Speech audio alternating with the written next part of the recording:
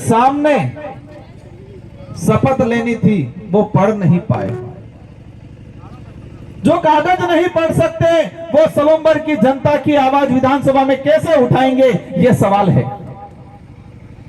आज संपत्ति के नाम से वोट ले रहे हैं। अमृत जी का घटनाक्रम हुआ, सबको दुख है, हमको भी दुख है, सलूम्बर की सारी जनता को दुख है। अकेले शांता देवी जी को और बीजेपी को दुख नहीं है।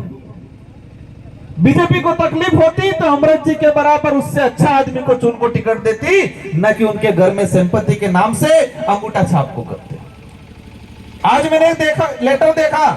इस लेटर के अंदर सलूम्बर में हमारे कुछ कर्मचारी, वो कर्मचारी किसी पार्टी से नहीं है, इस क्षेत्र के रहने वाले कर्मचारी, और कर्मचारी के शिकायत किए और नीचे साइन किए हैं शांता देवी के। लेकिन मैं दावे के साथ कहता हूं वो शांता देवी जी के साइन नहीं, किसी फर्जी ने साइन किए, उनको चलाने वालों ने साइन किए।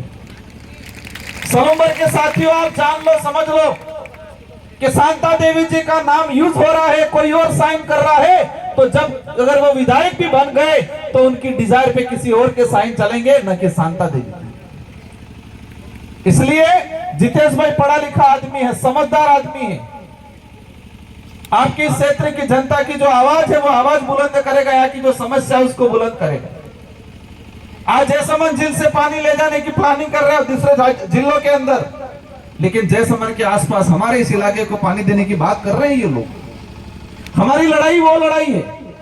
और आज जिस तरह से भाजपा सत्ता में है, सत्ता में होने के बावजूद भी इन उपचुनाव में लाचार हो चुकी है और लाचार होकर कर्मचारियों को परेशान कर रहे हैं। सुनने में आया है कि आंगनवाड़ी कार्यकर्ताओं को बुला रहे हैं मीटिंग में, सुनने में आया है कि पंचायत सहायक को पाबंद कर रहे हैं, सुनने में आया है कि माँबाड़ी कार्मिक को पाबंद कर रहे हैं, सुनने में आया है कि हमारे जो भी प्लेसमेंट एजेंसी से लगे हुए कार्मिकों को पाबंद कर रहे हैं। लेकिन मैं आज इस मंच से कहना चाहूंगा, माँबाड़ी कार्मिक हमारी बहनें तरसती है उनके सैलरी के लिए, इनकी तनख्वाह नहीं आती है, लेकिन जब भीड़ चाहिए तो माँबाड़ी कार्मिक याद आती है। राजीविका से जुड़ी महिला, उनके लिए भवन नहीं बनाए इन लोगों ने, इनके लिए शौचालय नहीं बनाए, लेकिन जब भीड़ की जरूरत पड़ती है, वोट की जरूरत पड़ती है, तो भाजपा के नेताओं को राजीविका की महिला याद आती है। रोजगार गारंटी की बात करते हैं, जब भी भाजपा की सभा हुई है, अभी रोजगार गारंटी में नरेगा में हमारे मेट कारीगरों को पाबंद करके लेबर लाने का काम करते हैं। साथियों, मैं बताना चाहूंगा ये रोजगार गारंटी किसकी देन है? जिस रोजगार गारंटी को आज बंद करने के कंगार पे बैठे हुए हैं भाजपा के लोग, लेकिन जब भी इनको भीड़ की जरूरत पड़ती है तो रोजगार गारंटी की लेबर याद आती है उनको। यूपीए की सरकार में रोजगार गारंटी अधिनियम आया। यूपीए की सरकार, मनमोहन जी प्रधानमंत्री थे, मनमोहन जी प्रधानमंत्री थे। सब कहते होंगे, कांग्रेस वाले कहते हैं कि हमने लागू किया, लेकिन उस समय 17 से 18 पार्टियों ने मिलके मनमोहन जी को प्रधानमंत्री बनाया था, न अकेली कांग्रेस ने प्रधानमंत्री बनाया था। अगर छोटी पार्टियां नहीं होती तो आज देश के अंदर रोजगार गारंटी कानून नहीं आया होता। वो ये बात इसलिए बोल रहा हूं कि कुछ लोग कहते हैं आनंद नानी करी पार्टी वो था हम कहीं, ये नानी करी पार्टी एटले તમે હતા દોડતા થઈ ગયો બાર, તમે હતા ખુરશી થકી જાજમ માતે આવી ગયો, आए कि नहीं आए? उस समय रोजगार गारंटी जो कानून लाए, छोटी पार्टियों ने वालों ने डिमांड की, अगर मनमोहन जी को प्रधानमंत्री बनाना है हम समर्थन करेंगे, लेकिन देश के अंदर रोजगार गारंटी कानून आना चाहिए।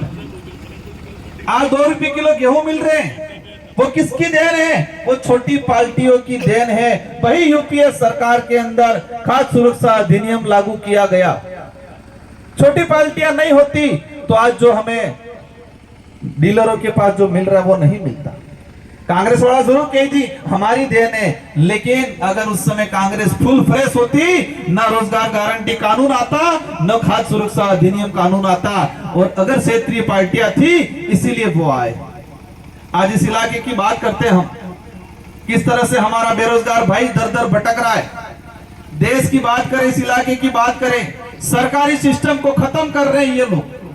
भाजपा के लोग झूठ फैला रहे हैं, कह रहे धर्म के नाम से धर्म खतरे में है, धर्म की चटनी चटा चटा के हमारे यहाँ के ओबीसी के भाई हो, एससी के भाई हो, एसटी के भाई हो, उन सबको आपस में लड़ाने का काम किया है।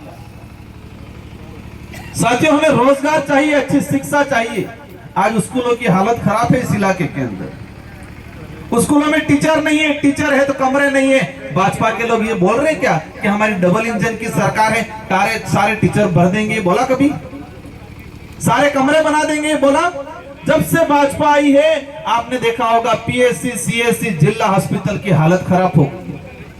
हॉस्पिटलों में हमारा गरीब आदमी जाता है, गरीब बहन जाती है, उनको समय नहीं मिलता है, बात टाइम पे दवाई नहीं मिल रही है, जांच वाली मशीन खराब पड़ी है और कह रहे देश आगे बढ़ रहा है। कैसे आगे बढ़ रहा है? गरीब हालत खराब हो चुकी है। इसलिए आप सबकी जिम्मेदारी है, इस देश को बचाना है, इस क्षेत्र को बचाना है, सलूमबर्ग को बचाना है, और सलूमबर्ग का भविष्य कैसा होगा वो आप लोगों के हाथ में। और मन्ना लाल जी को एक चीज एहसास कराना है, इस इलाके में मंत्री जी बनाए टीएडी के, उनको भी एहसास कराना है कि ये लोकतंत्र है, राजतंत्र नहीं। यहाँ पर तुम्हारी तानाशाही नहीं चलेगी। और तुमने आदिवासी समुदाय को, एससी समुदाय को, दूसरे समुदाय को जो अपमानित करने का काम किया है, वो बदला इस बार सलूमबर्ग की जनता लेगी। लेना है कि नहीं लेना है? रगड़ा निकालना है कि नहीं निकालना है? निकालना है कि? आप डट के रहना, आप घबराना मत। ये क्या बोलेंगे? पेंशन बंद थी जाए, जीतू भाई जीती जाएगा तो पेंशन बंद थी जाए। हमारे वहां शुरू कर दिया है। यहां तक बोल गए ये लोग, कोरोना आया वो बीएपी आया इसलिए आया। गोगुंडा के अंदर वो पैंथर सितरू बीएपी वालों ने छोड़ा इनको। क्या राजनीतिक लेवल आया है इन लोगों का। इस लेवल की राजनीति के घाव का बिल्कुल कमजोर आदमी भी नहीं करता, इस लेवल की गंदी राजनीति। और एक चीज ध्यान रखना, मन्ना लाल जी रावत, उनका एक वीडियो वायरल हुआ था। उस वीडियो में बोल रहे हैं कि आदिवासियों के घर जला दो, उनको लठ मारो। उनको सांसद इसलिए बनाया है। भाजपा क्या चाहती है? भाजपा ऐसे नेताओं पे कार्रवाई करती है। अगर भाजपा आदिवासियों के हितैषी होती, जिस नेता ने आदिवासियों के घर जलाने की बात की, उस नेता पे कोई कार्रवाई नहीं हुई। इससे यह सिद्ध होता है कि भाजपा नहीं चाहती आदिवासी समुदाय के भलाई की। आज ओबीसी के नाम से राजनीति करते हैं, लेकिन मैं भाजपा को कहना चाहूंगा, क्या ओबीसी के मंडल कमीशन की बात कभी की उन लोगों ने? सिर्फ नहीं, धर्म खतरे में है यूं कर करके हमारे ओबीसी के भाई, एससी के भाई, सभी भाइयों को गुमराह करके सिर्फ झंडे पकड़ा के नारे लगाने का काम किया आज तक। रोजगार की बात नहीं करते ये लोग, भुखमरी की बात नहीं करते ये लोग। इसलिए आप सबकी जिम्मेदारी है, सलूमबर्ग के अंदर 84 वर्ष हमारा काम लगा देंगे कंप्लीट। तमें पासा पढ़ाने के हो, 1% घबराने की जरूरत नहीं है। वो कहेंगे हमारी सरकार है, चिंता मत करना, जीतू भाई जाएगा, हम सब कंधा देंगे और हम सारे काम लाएंगे, सारे काम कराएंगे। घबराने की जरूरत नहीं है, आपको डरने की जरूरत नहीं है। दिल्ली जयपुर वालों को एहसास होना चाहिए कि 84 की जनता तो ताकतवर है, लेकिन सलूमबर्ग की जनता भी ताकतवर है। क्योंकि ये चुनाव जीतू भाई अकेला, भारत आदिवासी पार्टी अकेले नहीं लड़ रही है। ये चुनाव यहाँ की आम जनता लड़ रही है, यहाँ की आम गरीब जनता, आम यहाँ का युवा लड़ रहा है चुनाव।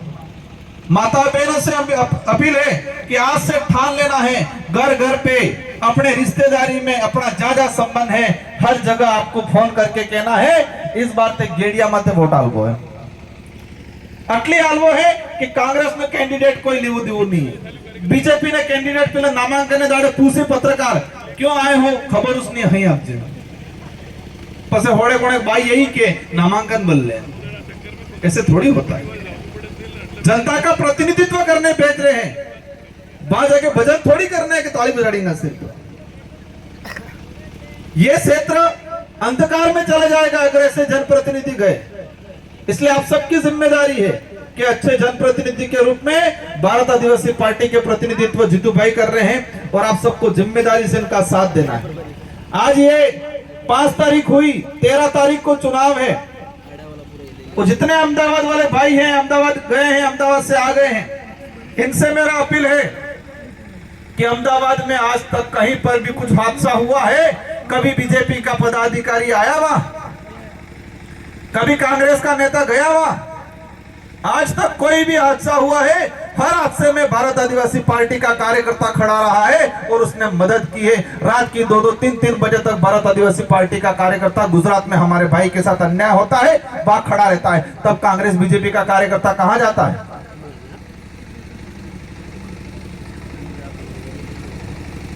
एकमात्र आज गुजरात के अंदर हमारे हजारों भाई मजदूरी करते हैं।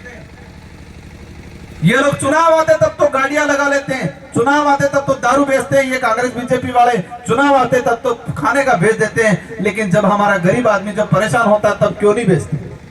भारत आदिवासी पार्टी एक ऐसी पार्टी है जिसने गुजरात में हमारे भाइयों की मदद के लिए वहां पर कार्यालय खोला है, ऑफिस खोला है। जो भी भाई की तकलीफ आएगी वहां हमारा कार्यालय है, वहां का साथी मदद करेगा। ये काम क्यों नहीं किया इन लोगों ने आज तक? इसलिए आप सबकी जिम्मेदारी है। 13 तारीख 14 तारीख शायद बाबडोगरा है, 14 तारीख उसी के 13 तारीख थे शुरू पड़ जाव है। आमार तो पेला होड़े कई बाबडोगरा होता हो के जागो हो 3 दाड़ा थे बाबडोगरा जगाड़ी नाखवा है, एक हाथ रगड़ो काढ़वो है। 13 तारीख की एक तरफा मतदान करवो है।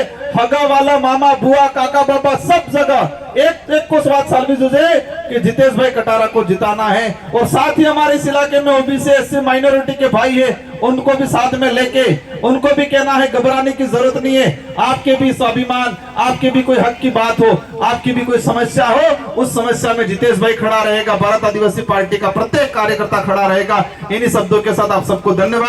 अंत में हाथ खड़े करके मैं अपील चाहूंगा आप सबकी